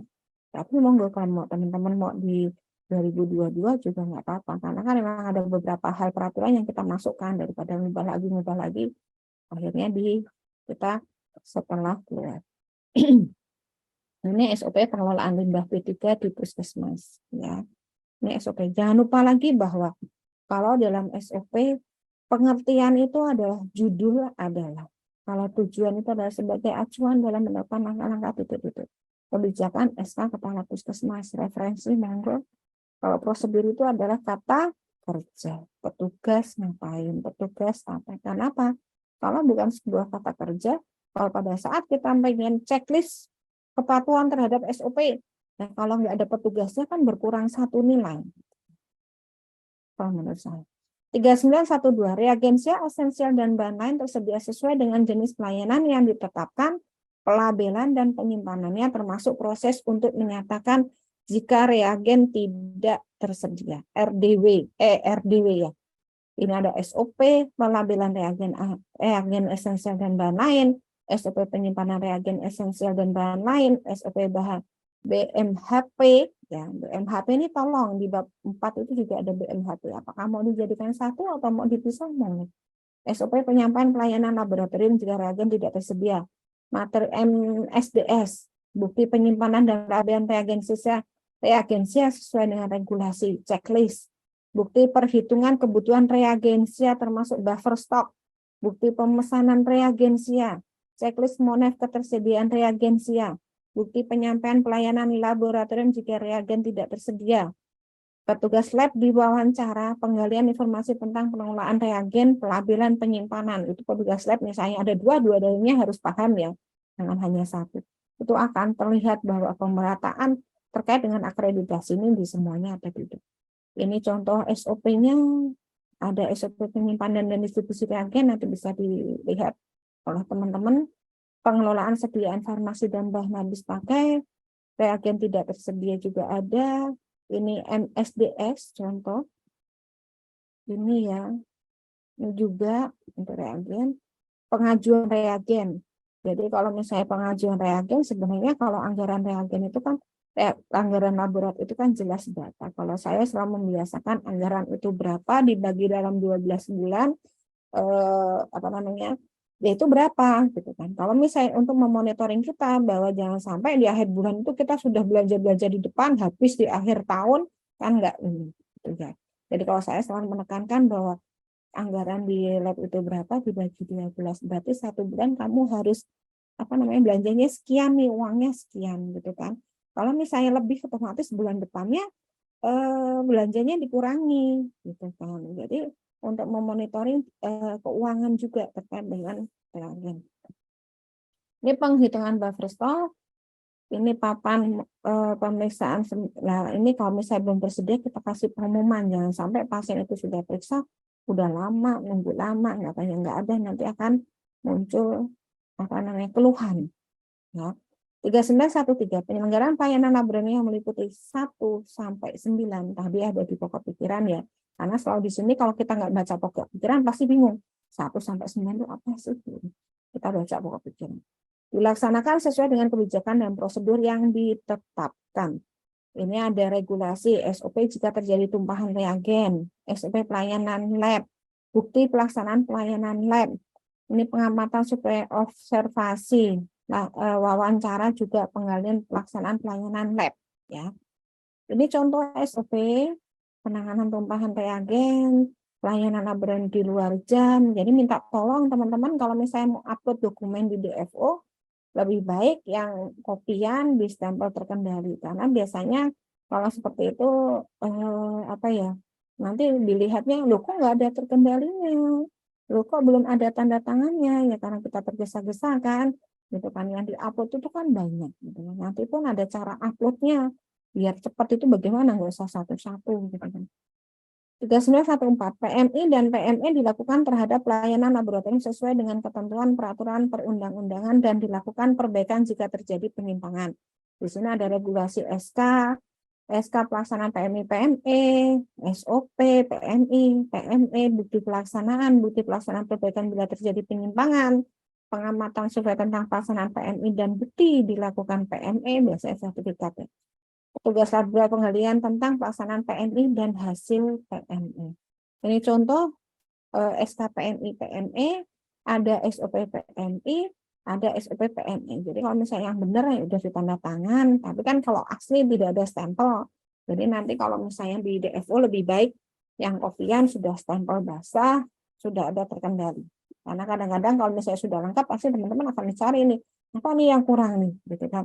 Akhirnya itu tadi, kok nggak ada stempel. Jadi kalau laporan yang di-upload itu adalah yang sudah misalnya laporan hasil harus ada tanda tangan, stempel, gitu. Jangan kosongan. Ini SOP PMI. Ini PMI. Jadi pra-analitik, analitik, pasca analitik yang dilakukan tiap bulan Januari 2023 dan seterusnya. Ini contoh PME, sertifikat PME. Ya. 3915, evaluasi dan tindak lanjut dilakukan terhadap waktu pelaporan hasil pemeriksaan lab. Di sini bukti hasil evaluasi terhadap waktu pelaporan hasil pemeriksaan lab, dokumen telusurnya. Ada bukti hasil tindak lanjut dari pelaksanaan evaluasi juga. Petugas laboratorium penggalian informasi tentang pelaksanaan evaluasi dan tindak lanjut terhadap waktu pelaporan hasil pemeriksaan lab. Nah, di sini tindak lanjut ya. Waktu penyerahan jam sekian, hasil evaluasi sesuai gitu ya. 310 terakhir. 311 penyelenggaraan pelayanan kefarmasian. Pelayanan kefarmasian dikelola sesuai dengan kebijakan dan prosedur yang ditetapkan. Pokok pikiran. Yang A, jenis dan jumlah obat serta BMHP harus tersedia sesuai dengan kebutuhan pelayanan. Di mana di sini adalah kembali lagi bahwa di perencanaan itu harus harus tepat, harus benar. Jangan sampai kita membuang ataupun sampai kadaluwarsa. Kalau sampai ada seperti itu berarti perencanaannya itu kurang ya. Untuk B, pengelolaan sediaan farmasi dan bahan medis habis pakai tadi atas perencanaan kebutuhan yang tadi saya katakan, permintaan, penerimaan, penyimpanan, pendistribusian, pengendalian, pencatatan, pelaporan dan pengarsipan dan pemantauan evaluasi pengelolaan. Itu pokok pikiran B. Pokok pikiran C, pelayanan farmasi terdiri dari kajian resep, serang obat, PO konseling, visit, rekonsiliasi PTO, dan evaluasi penggunaan obat. Ya, penarikan obat kadaluwarsa, rusak atau obat substitusi dari peredaran dikelola sesuai dengan kebijakan dan prosedur. Jadi minta tolong teman-teman pada waktu survei jangan sampai misalnya obat kadaluwarsa masih ada di situ, gitu ya, di ruangan. Kalau bisa langsung dibuat berita acara pemusnahan, karena bikin kotak sendiri bahwa itu sudah kadaluwarsa. Formularium obat tersedia dan perlu disusun sebagai acuan dalam pemberian pelayanan. Dari Forpus ya. Kalau Forpus itu bisa aja kalau klinik di sini juga ada klinik Forklin gitu kan. Jadi kalau Forpus itu yang melihat dari formularium nasional, nanti kita diskusikan antara pelaku pelayanan ya kan, yang biasanya dibutuhkan apa, ini gitu. Nanti akan menjadi Forpus ataupun Forklin, formularium klinik, karena pasti akan berbeda. Terus perlu diatur suatu proses untuk mengingatkan para dokter atau dokter gigi tentang kekurangan obat tersebut dan saran untuk penggantinya. Ya, mengingatkan para dokter tentang kekurangan obat. Bagaimana ya setiap pagi dari farmasi memberitahukan, dok ininya habis atau di pelayanan yang lain bahwa obat ini habis. Jadi secara aktif kalau kita ditempel yang habis, biar apa? Biar tidak ada misalnya dokternya meresepi ternyata habis, otomatis harus ada konfirmasi dari farmasi ke dokternya, akhirnya waktunya jadi lama lagi gitu kan. Jadi ini harus kekurangan obat, ini gantinya apa ya dok, ininya apa ya. Paling baik kalau pagi itu kita rutinkan bahwa kalau misalnya obat-obat yang tidak ada, kita memberitahu ke yang melakukan pelayanan bahwa obat ini tidak ada gitu ya. G, obat yang disediakan harus dapat dijamin keaslian dan keamanannya, oleh karena itu perlu dilakukan pengelolaan rantai pengadaan obat. Ini kalau di Semarang untuk khusus farmasi ini dari dari IF itu ya, diinikan oleh kepala IF-nya itu terkait dengan penyediaan dokumen farmasi itu dikoordinir gitu kan. Jadi SK, SOP, formnya bagaimana gitu. Jadi harapannya bahwa di Kota Semarang itu untuk farmasi ini sudah kesepakatan antara farmasi diketuai oleh yang ketuanya di IF gitu ya. Itu malah saya lebih ringan karena mereka itu profesinya, mereka pasti lebih tahu terkait dengan farmasi gitu kan. Peresepan dilakukan oleh tenaga medis dalam pelayanan resep. Petugas farmasi wajib melakukan pengkajian atau telaah resep. Telaah resep apa? Berapa orang ya Bu? Gini ya Bu? Apa namanya? Sampling gitu kan. Ya, harusnya sih semuanya, karena kalau misalnya cuma di depan itu petugas baru bangun berangkat kerja masih fresh nggak akan kan ini kan menelaah resep. Tapi kalau sudah lama-lama itu kan udah sore sudah ini nanti nggak fresh ya. Harus juga dilakukan kajian benar yang meliputi ketepatan identitas pasien, ketepatan obat, ketepatan dosis, ya, tepat pasien, obat, dosis, rute pemberian, ketepatan waktu pemberian. Kalau ada di belakang itu bisa distempel di resepnya belakang bisa. Cuman kalau di RNE kita pakainya buku sih, ada buku ininya. Karena kan kita nggak mengeluarkan resep ini. Terus C, puskesmas saat ini penggunaan obat oleh pasien pengobatan sendiri baik yang dibawa oleh puskesmas yang diresepkan maupun yang dipesan di puskesmas diketahui dan dicatat dalam rekam medis rekonsiliasi. Nah, obat yang perlu diwaspadai adalah obat yang mengandung resiko yang meningkat bila ada salah penggunaan dapat menimbulkan kerugian besar pada pasien. IJL, L ya. Obat yang perlu diwaspadai, obat resiko tinggi, look like, sound like. Jadi tolong dikasih tanda ya untuk high alert, plasma gitu. M, kebersihan dan keamanan terhadap obat yang tersedia harus dilakukan mulai dari pengadaan, penyimpanan, pendistribusian, dan penyampaian obat kepada pasien serta penata laksanaan obat kadaluarsa, out of date rusak atau obat substitusi. N, menetapkan kebijakan dan prosedur dalam penyampaian obat kepada pasien agar pasien memahami indikasi, dosis, cara penggunaan obat, dan efek samping yang mungkin terjadi. Jadi harus jelas, Ibu ini obatnya warnanya ini gitu kan. Karena kadang-kadang surveyor itu kan menanyakan di pasien yang terakhir setelah dari obat. Tadi dijelaskan nggak buru-buru Bu dijelasin, cuma ini diminum ya, dihabiskan ya. Udah gitu kan. Harusnya apa? Harus ada dijelaskan, Ibu ini antibiotik warnanya ini ya gitu. Kalau bisa, kalau pengalaman saya kemarin, sebaiknya itu ya paling enak itu Pak antara pasien dengan pemberi obat itu sama-sama duduk. Kalau berdiri itu kan akhirnya nanti ergonomi gitu kan ya. Gitu ya. Terus pasien, dokternya, perawat dan petugas kesehatan yang lain bekerja bersama untuk memantau pasien yang mendapat obat. Ini biasanya kalau perawat, petugas kesehatan yang lain biasanya rawat inap pun kan butuh namanya apa ya, terpadu, visitasi terpadu. Kalau dulu saya di puskesmas yang ada rawat inap itu ada visitasi terpadu, ada dokter, ada perawat, ada farmasi, ada gizi gitu kan. Kita sama-sama mengolah ini kenapa pasiennya seperti ini, itu yang rawat inap. Berdasarkan pemantauan dosis atau jenis obat bila perlu dapat disesuaikan dengan memperhatikan pemberian obat secara rasional. Biasanya kan ada ya di kinerja itu ada yang sering ini obat rasional apa enggak gitu. Q. Perlu ditetapkan lokasi penyimpanan obat gawat darurat di tempat pelayanan dan obat gawat darurat yang harus disuplai ke lokasi tersebut. Jadi obat-obat gawat darurat itu disuplai di tempat-tempat yang biasanya ada tindakan ya. Ruangan-ruangan yang melakukan tindakan gigi, tindakan, kan? Nah itu paling bagus disegel. Untuk apa? Kita monitoringnya lebih gampang. Kalau misalnya dia segelnya rusak, otomatis harus ya. Kalau misalnya cuma buka tutup, kita tidak bisa memantau. Terus R, disediakan prosedur untuk mencegah penyalahgunaan, pencurian, dan atau kehilangan terhadap obat. Jadi harus dijaga. Rekonsiliasi obat merupakan proses membandingkan instruksi pengobatan dengan obat yang telah didapat pasien. Tujuan rekonsiliasi obat memastikan informasi mengidentifikasi ketidaksesuaian akibat tidak terdokumentasi instruksi dokter dan mengidentifikasi ketidaksesuaian akibat tidak terbaca instruksi dokter ini karena dokternya tulisannya bagus-bagus ya kan. Ya sama sih, soalnya juga kadang-kadang Oh, nulis manual ya, karena kita sekarang RMI kan nggak nulis, kadang aja tanda tangan aja kan seret lupa. Jadi kalau misalnya di bank itu kan, oh ini kurang panjang, kurang apa gitu.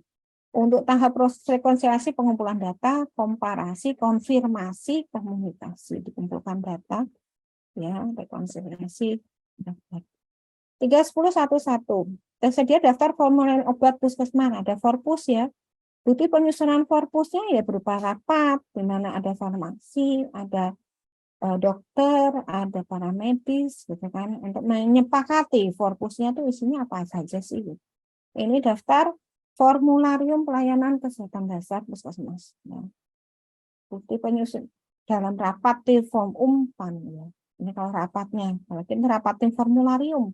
Kalau kita setiap rapat teman-teman bisa menentukan bahwa biar kita, oh kita mau pakai apa sih? Uang, umpan, daun gitu kan. Apa sih bedanya umpan atau daun? Daun itu tadi dokumentasi, undangan, absensi, notulen, ya kan? Atau uang, undangan, absensi, notulen, gambar. Pasti teman-teman milihnya kebanyakan uang, ya. Lebih gampang diingat.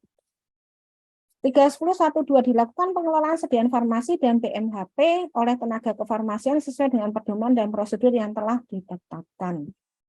Ya, di sini SK tentang pelayanan kefarmasian, SOP, LPO serta bukti pengawasan pengelolaan dan penggunaan obat oleh Dinas Kesehatan, bukti penilaian obat dan kartu stok obat, bukti penanganan obat kadaluarsa, bukti penyimpanan obat vivo, terus pengamatan surveyor, pengelolaan sediaan BMHP, terus penggalian informasi tentang farmasi dan bahan habis pakai, ya. Jadi kalau misalnya di sini urutan abjad, sebaiknya si abjad ya. Kalau di kemarin kita ada waktu penilaian tuh disarankan sesuai dengan abjad aja. Kalau kita tuh nggak abjad, tapi sesuai dengan apa ya, kefarmasian itu kan ada aturan. Tapi kalau misalnya ada survei bilang, loh ini kok nggak sesuai abjad gitu kan, sebaiknya kita sempat merespon besoknya dibikin abjad gitu kan. Karena apa? Biar kita akan terlihat bahwa responsif terhadap apa yang disarankan, yang bisa kita lakukan langsung kita lakukan. Seperti kemarin kita juga ada di poli di pendaftaran sudah duduk nih, sama-sama duduk antara petugas pendaftaran dengan pasien. Tapi kursinya bahaya. Karena apa? Karena kursinya bahaya kayak itu karena dari plastik gitu kan. Besoknya kita langsung ganti, kita ini kan itu pasti segera kan habis senang. Oh ternyata responnya cepat. Pengelolaan ini SOP ya. SOP bisa teman-teman. Ini ada LPO, ada surat bukti barang keluar SBBK ya. Ini pasti petugas farmasi itu lebih ini. Pengambilan obat rusak atau kadaluarsa ya, ini ada buktinya. Bukti penyimpanan obat vivo kalau kita pakai warna dalam 1 tahun gitu kan, paling depan sendiri gitu. Karena kalau kita misalnya berapa bulan warnanya ini, dari tahun berapa bulan warnanya ini, nanti ini. Nah nanti kalau begitu sudah berubah kan ganti warna lagi. Kalau kita pakainya 1 tahun 1 warna, tapi mau nggak disesuaikan dengan kesepakatan dari masing-masing puskesmas. 3.10.1.3 dilakukan rekonsiliasi obat dan pelayanan farmasi klinik oleh tenaga kefarmasian sesuai dengan prosedur yang telah ditetapkan. Ada SOP rekonsiliasi, ada SOP pelayanan farmasi klinik, ada bukti dilakukan rekonsiliasi obat, bukti asuhan farmasi dalam cek PPT, ini pengamatan surveyor terhadap pelaksanaan rekonsiliasi obat dan pelayanan farmasi klinik. Ini petugas farmasi akan ditanya. Ini SOP-nya, ada SOP pelayanan farmasi klinik. Terus ini ada rekonsiliasi obat, nama obat, dilanjutkan atau tidak, ya kan? Jumlah obat, aturan kalau dirawat jalan tuh kalau di kita sih kemarin farmasinya mengatakan bahwa itu bisa. Asuhan kefarmasian itu buat ya, karena dulu mungkin nggak ada, tapi sekarang ada. Kita pun puskesmas waktu baru 2 minggu terakhir itu baru tahu kita membuat. Diminta. Terus. Mohon izin dok, kita waktunya sampai 14.45 sudah selesai sampai sesi diskusi. Oh, oke. 14.45 ya. Sebentar, saya percepat ya Mbak. Terus ini 10.1.4 soalnya kemarin katanya kecepatan. 31014 dilakukan kajian resep pemberian obat dengan benar pada setiap pelayanan kajian resep dan pemberian obat, bukti kajian resep, pengamatan ya. Ini SOP-nya transaksi obat sini ya. Di sini. Kajian resep. Biasanya administrasi kalau kita di sini sudah ada soalnya. Apakah administrasinya sudah? Ini pengajian resep ya dicentang. Farmasetisnya sudah, klinisnya sudah gitu. Tapi kalau misalnya yang manual pasti akan membuat secara manual. 315 dilakukan edukasi kepada pasien tentang indikasi dan cara penggunaan obat, SOP pemberian, bukti pelaksanaan PIO, pengamatan, ini ya. Ini juga pemberian informasi, ini kita buktinya ada telaah resep, ada koreksi, ada informasi yang diberikan, PIO-nya kita masih manual. 31016 obat kegawat daruratan tersedia pada unit yang diperlukan. Ini ada SOP gawat darurat, pemantauan obat gawat darurat, bukti penyediaan obat emergensi ya, emergensi tiap di unit yang ada tindakannya. Ini pengamatan. Ini penyediaan obat emergensi di unit-unit kerja, monitoring obat emergensi SOP-nya, berita acara monitoring obat emergensi, ada berita acara monitoring obat emergensi juga di sini. Ini obat emergensi kita seperti ini, kita segel. Kalau rusak berarti sudah dipakai. 31017 evaluasi tindak lanjut terhadap ketersediaan obat dan kesesuaian peresapan dengan formularium. Bukti evaluasi ketersediaan dan kesesuaian peresapan obat, bukti hasil tindak lanjut dari pelaksanaan evaluasi obat dan kesesuaian obat, ini wawancara. Ini ya evaluasi kesesuaian jumlah resep dalam 1 hari sekian sesuai dengan formulir sekian. Jadi kalau misalnya kita sudah memberitahukan di pagi itu pasti semuanya itu sesuai dengan formularium. Tapi kalau ada petugas yang memberikan resep yang di mana itu habis ya berarti kan tidak sesuai, gitu ya.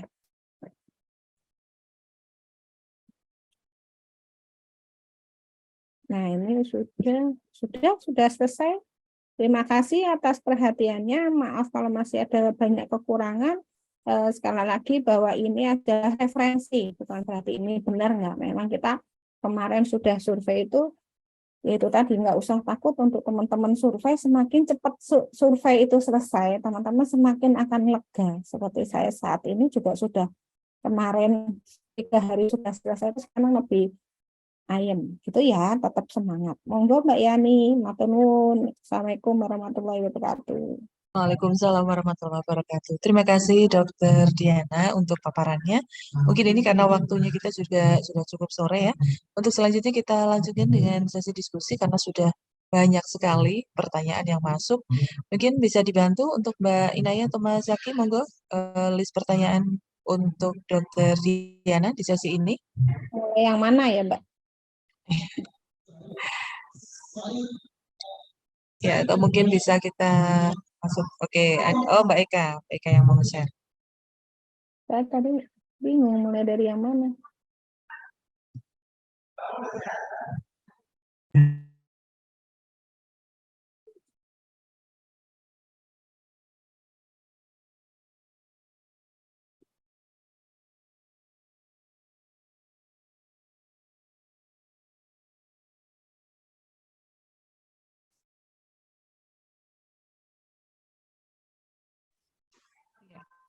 Mohon maaf mungkin masih dalam proses ya. Mungkin bisa kami bantu untuk bacakan Dok yang ada di chat ini dari Puskesmas Cilacap Tengah. Menanyakan untuk masa retensi RM maksimal berapa lama untuk dapat dimusnahkan, Dok?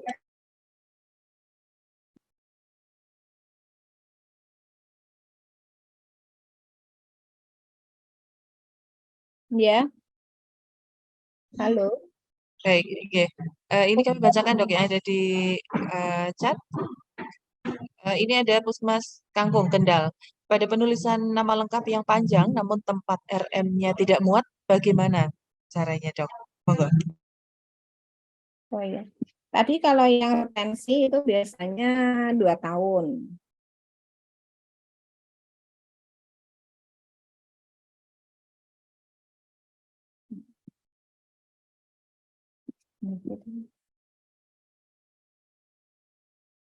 Halo, ya, kedengeran nggak ya? Oke, agak putus-putus ya Dok, atau mungkin Kedengeran. Kedengeran ya. Ya, kalau untuk retensi 2 tahun, tapi untuk yang tadi apa rekam medis kenapa, Mbak?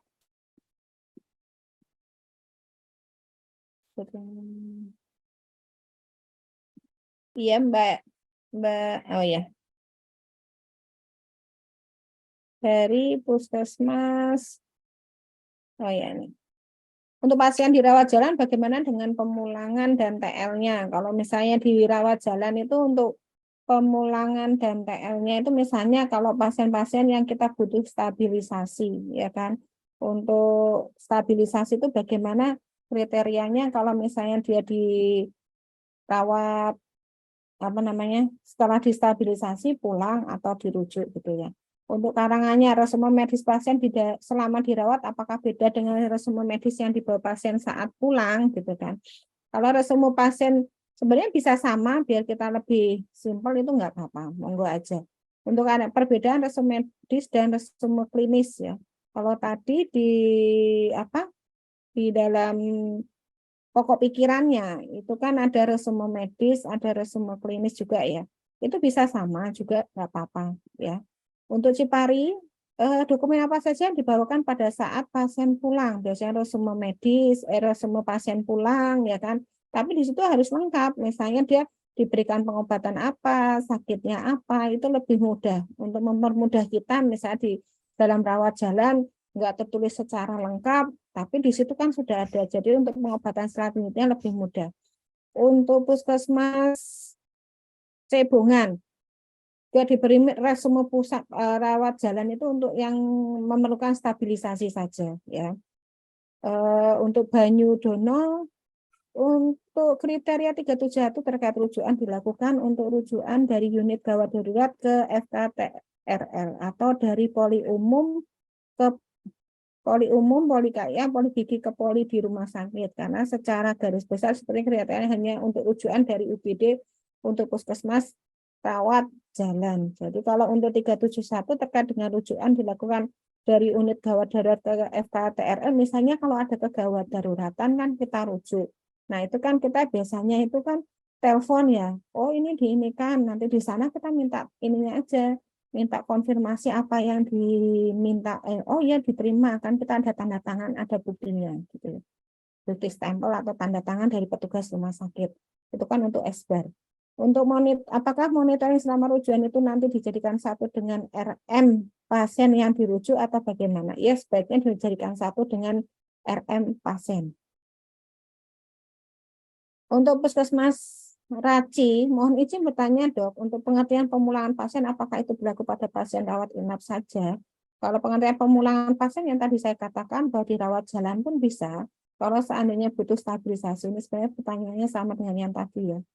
Terus untuk Puskesmas Karanganyar, untuk Puskesmas rawat jalan namun melayani mampu bersalin, apakah diperlukan SOP visit pasien oleh apoteker dan SOP pemantauan terapi obat.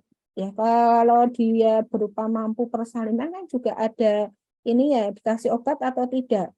Kalau memang pemberian obat bisa aja dilakukan visitasi, tapi kalau misalnya cuma 24 jam enggak juga enggak apa-apa. Terus untuk pengisian asuhan ke farmasi RM berarti saat pelayanan sudah selesai dan dari unit poli mengantarkan rekam medik ke poli asuhan kefarmasian. Oh, ini biasanya kalau asuhan kefarmasian, kalau di kita setelah mereka melakukan asuhan kefarmasian, siangnya akan diserahkan ke rekam medis. Nanti di rekam medis akan dimasukkan ke status pasien. Kalau pengawasan pengelolaan LPLPO biasanya ada supervisi, tadi sudah ada contohnya ya. Terus bagaimana umpan balik pasien apabila setelah dirujuk pasien tidak kembali lagi ke puskesmas. Nah kalau misalnya ini kita nggak di luar kendali kita ya. Paling kalau misalnya dia pasti kalau rujuk balik itu kan minta rujukan lagi. Nanti kita edukasi aja bahwa kalau misalnya nanti Bapak atau Ibu setelah rujukan minta tolong untuk dikembalikan lagi ke sini biar kita bisa memantau, bisa tahu sebenarnya apa, kan kita diagnosanya ini belum tentu sama dengan rumah sakit. Kalau surat persetujuan rujukan dan inform konsen lebih baik sama nggak apa-apa. Jadi bentuk formnya sama nggak apa-apa. Kalau kemarin saya survei itu juga surveinya memberikan masukan bahwa itu judulnya bukan ini tapi surat informasi dan rujukan Jadi bisa dipakai untuk rujukan ataupun persetujuan tindakan medis. Bagaimana monitoring rujuk balik? Rujuk balik itu makanya kalau misalnya rujuk balik kita masukkan ke rekam medis, itu kan kita bisa memonitoring. Buktinya hanya berupa apa? Rekam medis yang menunjukkan bahwa oh ini loh dia habis dari periksa ke rumah sakit dapat rujukan, dirujuk balik ke kita, tertulis dalam rekam medis bahwa oh sakitnya ini, ininya ini. Oh ibu nanti kalau misalnya nggak ada perubahan atau misalnya ada ini harusnya 1 bulan sekali kontrol, nanti ada apa-apa tetap ke puskesmas ya Bu. Jadi bentuk monitoringnya nggak perlu bentuk form, tapi di rekam medis bisa. Karena rekam medis itu adalah riwayat perjalanan penyakit kita dari semuanya selama kita datang. Makanya dianjurkan adalah lengkap. Ya minta tolong kalau misalnya diminta itu kan 3 bulan terakhir ya untuk survei. Paling enggak sebelum 3 bulan itu teman-teman selama ya itulah memperbaiki 3 bulan ini untuk kelengkapan isi rekam medis, jangan sampai ada yang bolong-bolong. Izin konfirmasi, apakah surat persetujuan rujukan dan inform consent sebenarnya adalah hal yang sama? Karena di lembar inform consent juga ada persetujuan. Formnya cukup 1. Ya, betul, cukup 1 aja. Boleh 1, daripada harus membuat banyak ya. Untuk bukti ekspor menggunakan stempel atau dalam bentuk formulir, dan jika dalam bentuk formulir apakah disimpan dalam rekam medis? Ya, nanti disimpan dalam rekam medis. Bisa stempel dari rumah sakit ya. Ekspor ini kan antara rumah sakit karena ini kan rujukan kebanyakan. Beda lagi kalau misalnya nanti di bab 5 akan dibahas terkait dengan sasaran keselamatan pasien untuk rawat jalan, itu kan berarti di laboratorium. Yang 3 untuk pencatatan di CPPT menggunakan format ADME atau SOAP, pakai SOAP ya, pakai SOAP biasanya.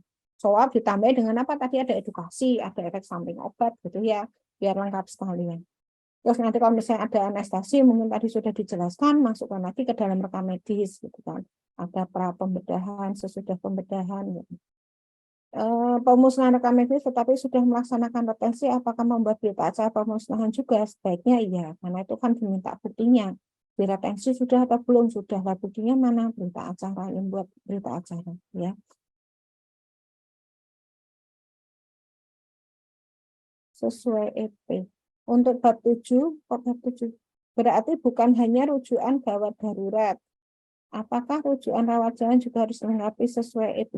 Rujukan rawat jalan. Ini maksudnya gimana? Berarti kalau rujukan bukan hanya rujukan rawat. Kalau gawat darurat untuk SBAR itu memang untuk gawat darurat ya, karena kan kita nelpon harus konfirmasi gitu kan. Banyudono, ERM tetapi untuk tanda tangan elektronik atau pemberi belum ada. Apakah untuk penilaian kelengkapan rekam medis dari sisi autentifikasinya? Nah ini tadi. Nah ini harusnya dilengkapi sesegera mungkin ya. Kalau misalnya kayak gitu ya diutarakan aja sama surveyornya, mudah-mudahan juga bisa dipahami karena memang belum lengkap. Karena apa sudah ERM tapi tanda tangannya yang enggak ada, paling enggak nama ada enggak? Kalau misalnya nama dokternya ya harusnya sudah ada di ininya ya. Tapi kalau misalnya kayak form-form yang lain kita bisa manual. Tapi kalau misalnya tanda tangan sudah di ERM, mosok di print di tanda tangan gitu ya. Panjang namun tempat RM. Pada penulisan nama lengkap yang panjang namun tempat RM-nya tidak muat bagaimana? Ya nanti pelan-pelan kalau misalnya kalau kita biasanya selama 3 bulan ya, misalnya RM-nya tidak muat, nama lengkap yang panjang namun tempat RM-nya tidak muat. Ya itu biasanya kan nggak harus panjang, selama ini bisa dari 2 sub itu bisa juga sih ya, atau diperkecil lah. Kalau misalkan apa itu nama itu singkatan itu sangat-sangat ini sekali. Contohnya kalau misalnya kita memanggil yang saya katakan Anies di farmasi, di situ ada yang lansia, ada yang muda, pasti yang maju duluan yang muda kan. Nah nanti kalau nggak kita jelaskan lagi di situ bahwa ini Anies siapa, kalau di otomatis kalau RM itu kan Anies, ya kita sampai ke rekam medis pun namanya tetap Anies kan gitu. Dengan melihat itu nanti akan terjadi kesalahan. Puskesmas Cilacap Tengah, masa maksimal berapa lama? Dapat 2 tahun ya, sekarang berapa? Terus antara manual dan apakah beda? Layanan ANC terpadu mulai dari layanan ANC bidan, apakah tiap-tiap layanan tersebut harus ada SBAR-nya masing-masing? Kalau ANC terpadu itu bukan SBAR, jadi kalau misalnya periksa di bidan, berarti kan dia pakai SOAP. Nanti di gigi pakai SOAP, umum pakai apa gitu. Jadi bukan esber. Menurut saya itu dia jadi satu kesatuan. Oh, dilihat, oh hasil pemeriksaan dari gigi apa, dari bidan apa, umum apa, gizi hasilnya apa. Nanti biasanya terakhir dokternya kan. Nanti dokternya itu apa? Itu namanya ANC terpadu ya.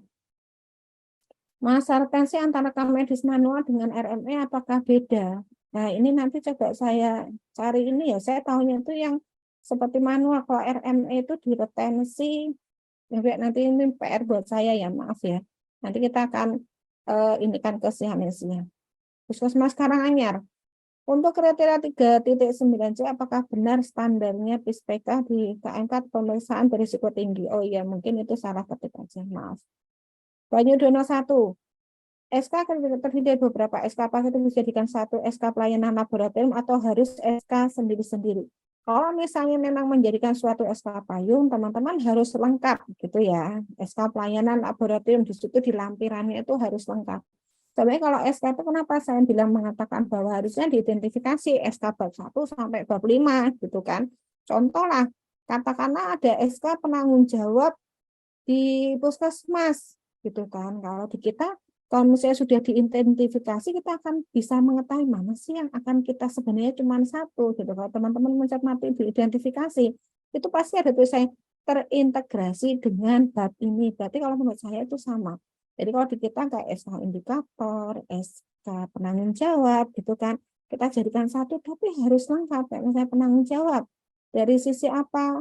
Misalnya dari PJ-nya, dari PJ turun ke bawah, itu nanti berarti uraian tugas, wewenang dan jabatannya juga harus apa namanya harus lengkap. Gitu. Jadi kalau pada saat di EP yang lain dibutuhkan ada penanggung jawab MFK, kita nggak usah membuat SK lagi, gitu kan. Nah ini boleh juga. Yang penting dengan catatan bahwa di lampiran itu jelas tertuang semua yang terkait dengan yang diminta di bab 3.9. Kalau ini tadi bukan hasil kinerja ya, untuk AMDAL.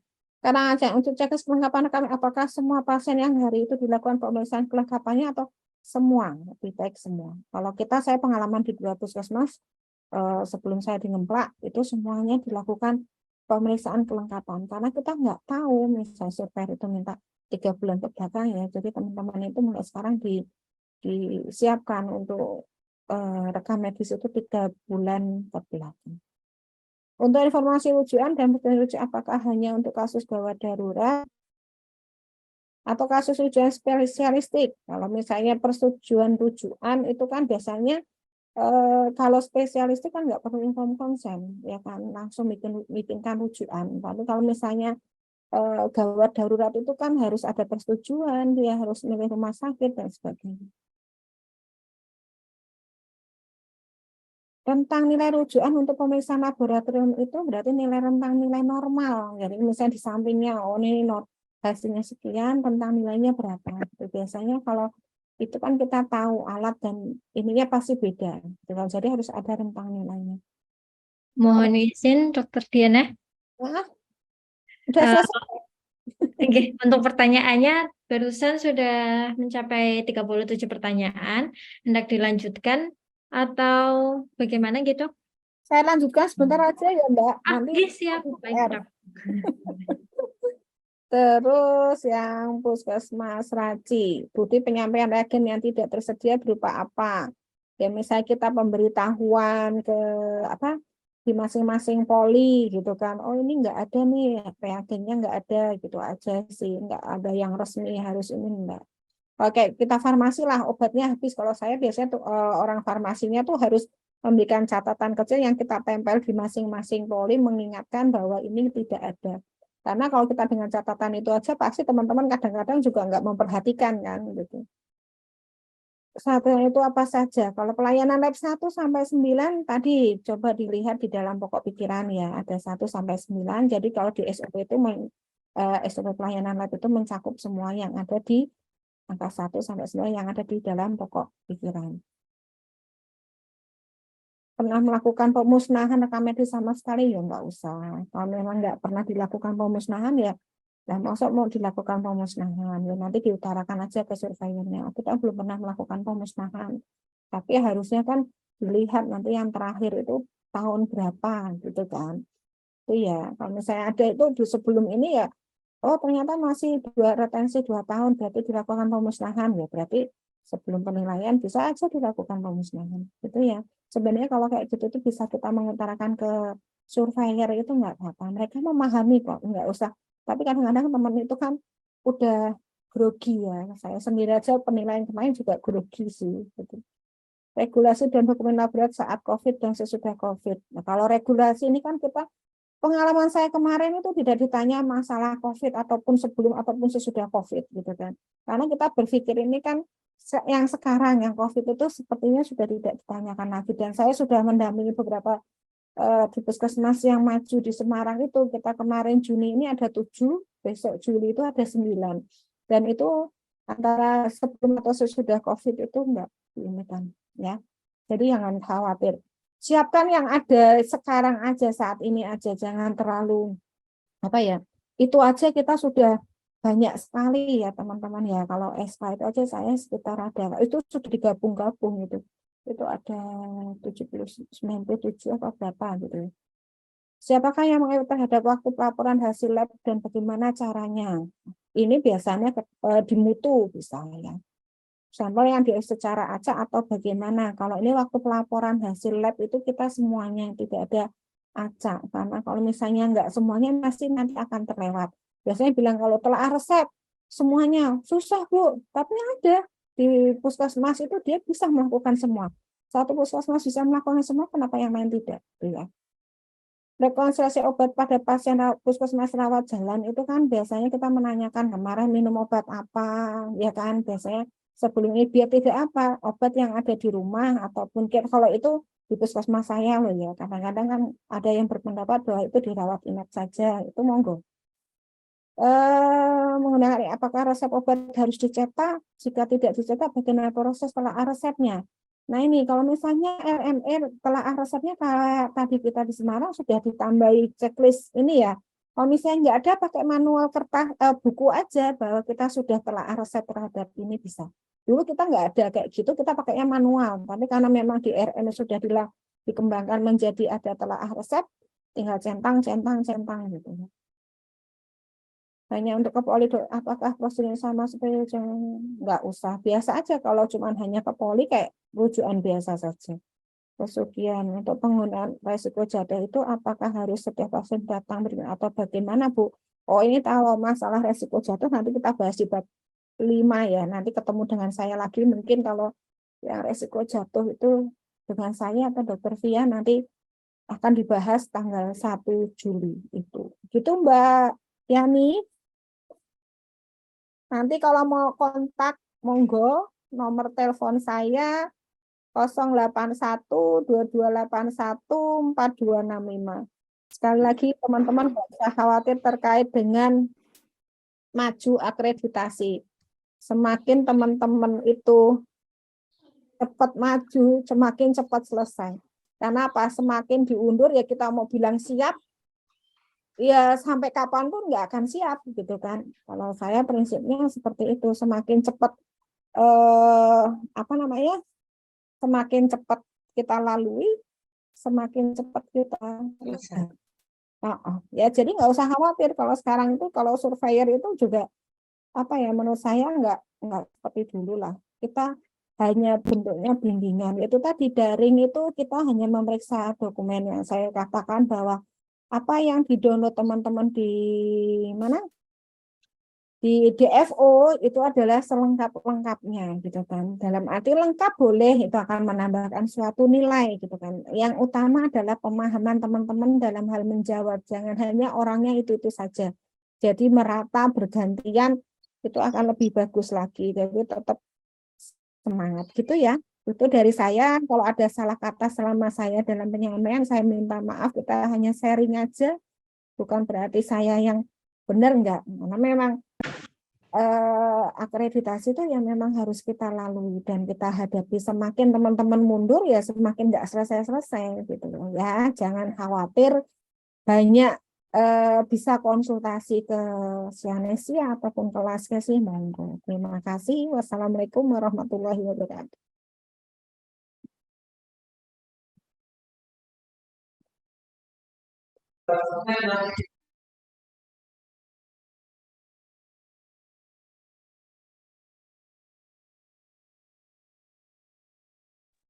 Baik, terima kasih Dokter Dian untuk kegiatan hari ini. Alhamdulillah berjalan cukup lancar dan juga untuk sesi diskusi juga luar biasa sekali. Banyak sekali pertanyaan, bahkan mohon maaf mungkin untuk di sesi yang pertama tadi masih banyak yang belum terjawab. Nanti akan kami bantu untuk fasilitasi di share kembali ke grup.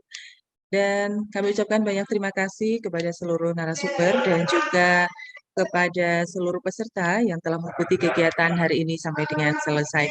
Izin mengingatkan kembali untuk kegiatan berikutnya akan kita laksanakan di hari Sabtu.